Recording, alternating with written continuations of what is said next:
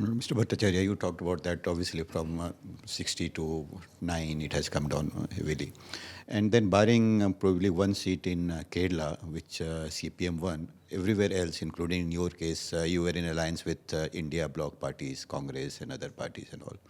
So how do you see this dependence on allies taking in terms of ideology? Yeah, but I don't look at it as dependence, this is interdependence. Okay, because I think we have gained as much as our allies have gained. In fact, they have probably gained more. So it's true now.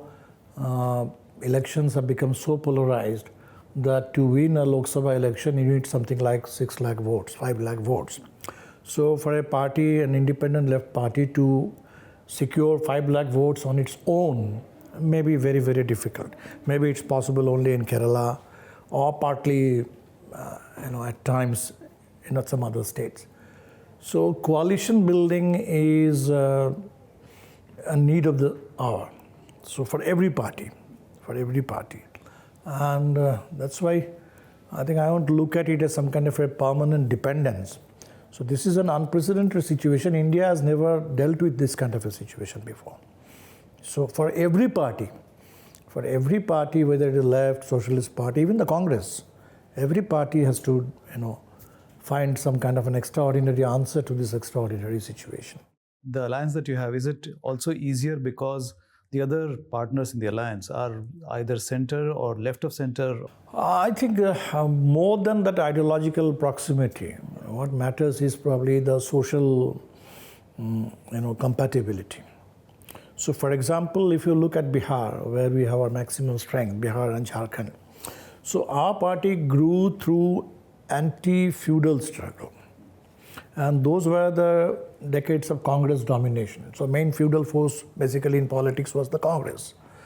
So we delivered the big blows to that Congress hegemony. But we didn't really benefit much from it because we represent the poorest of the lot. So, but we created that kind of a political opening where other parties came in, like the Janata Dal, for example.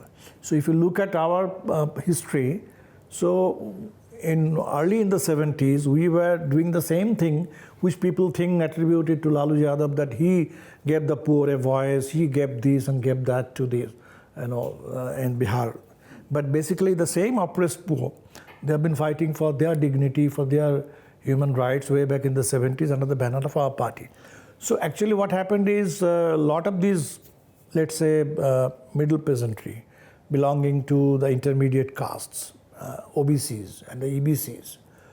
And we have our main representatives, social base among Dalits and section of EBCs. I think it is that social compatibility which matters a lot.